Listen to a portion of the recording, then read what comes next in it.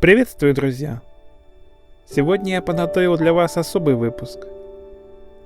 Я объединил 3 важные темы в один большой разговор. Мы пройдем путь от первой вспышки страсти, которая часто приносит боль, до глубокого понимания того, как не дать чувствам угаснуть, и как, наконец, перестать требовать, начав по-настоящему любить. И, как всегда, ответы мы будем искать у мудрости дикой природы. Усаживайтесь поудобнее. Мы начинаем.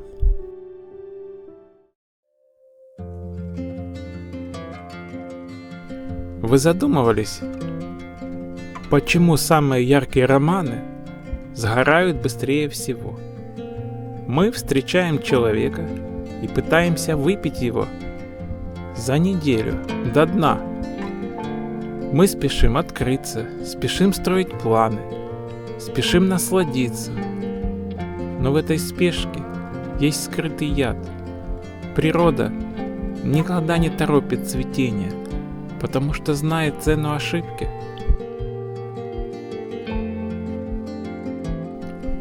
В психологии это называется дофаминовым кредитом.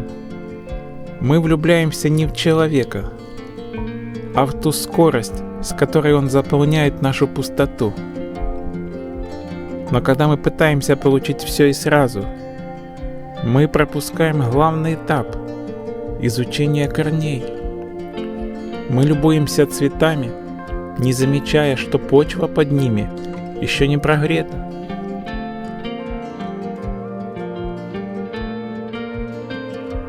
Именно поэтому после ослепительной вспышки наступает оглушающее разочарование. Нам кажется, что любовь прошла, но на самом деле она просто не успела начаться. Посмотрите на вековой дуб. Он не вырос за одну теплую неделю. Его сила не в кроне, которую видно всем, а в корнях, которые скрыты глубоко в земле. В отношениях корни – это общие ценности, умение проживать конфликты и тишина вдвоем. Чтобы прорасти друг в друга так глубоко, нужно время. Нельзя требовать от семечка, чтобы оно стало лесом завтра утром.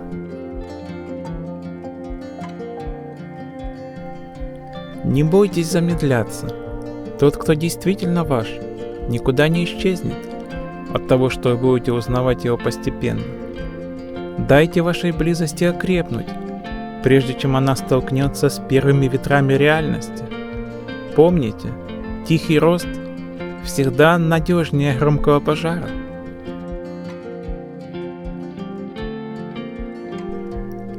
Настоящая близость – это не лесной пожар, который выжигает все за ночь. Это рост дуба, незаметный, медленный, но способный выдержать любой шторм.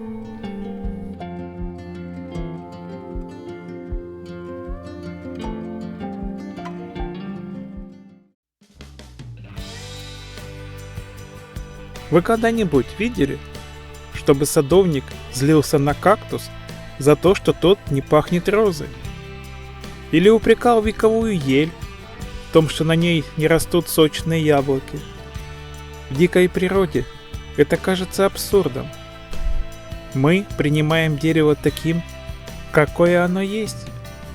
Но почему в отношениях с самыми близкими мы превращаемся в безумных творцов, которые пытаются переделать саму суть другого человека?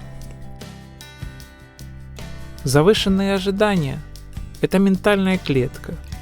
Мы влюбляемся в образ, который сами нарисовали, а потом обижаемся на реального человека за то, что он не вписывается в наш рисунок. Мы ждем от партнера, что он станет нашим спасением, нашим смыслом, нашей опорой и праздником одновременно. Посмотрите на лес. Дуб не пытается стать березой. Он тянется к свету по-своему. В экосистеме нет неправильных деревьев. Есть лишь те, кому не подходит почва или климат. В отношениях мы часто совершаем ошибку. Пытаемся вырастить тропическую лиану в сугробе, требуя от партнера тех качеств, которых в его ДНК никогда и не было. Мы душим любовь ожиданиями, вместо того, чтобы поливать то, что уже растет перед нами. Гармония – это не когда партнер соответствует вашему списку требований. Это умение видеть его подлинную природу и решать, готовы ли вы быть садовником именно для этого цветка.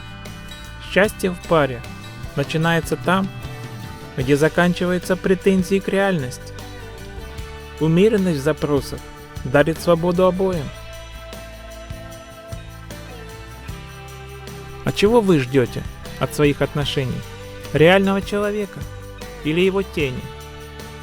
Поделитесь в комментариях.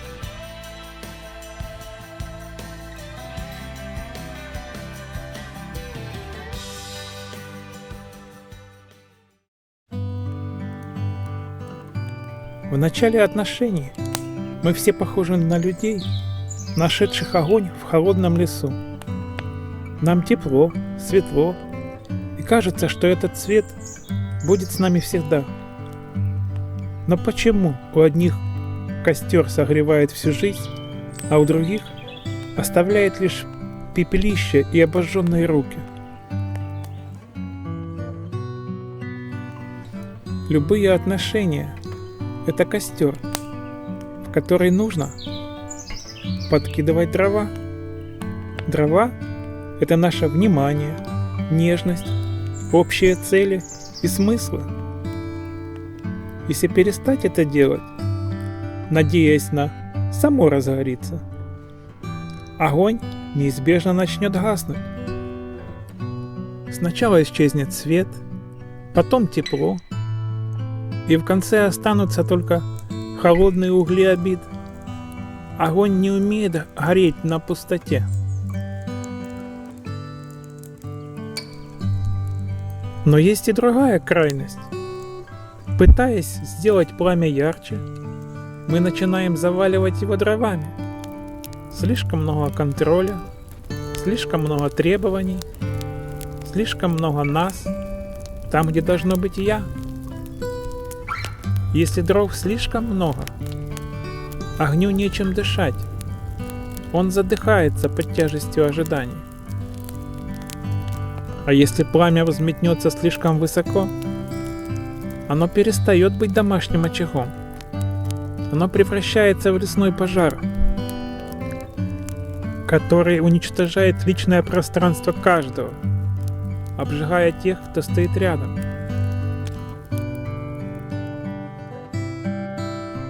Искусство отношений – это искусство поддерживать ровное пламя, уметь вовремя подкинуть ветку доверия, но и уметь вовремя отойти, дав партнеру воздух.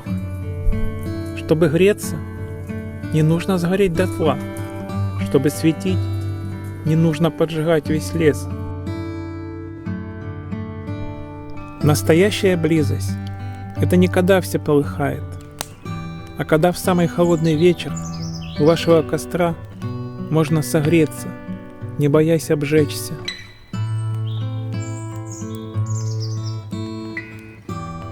Берегите свой огонь, не заваливайте его ожиданиями и не давайте ему погаснуть от безразличия. Умеренность – это и есть высшая форма любви.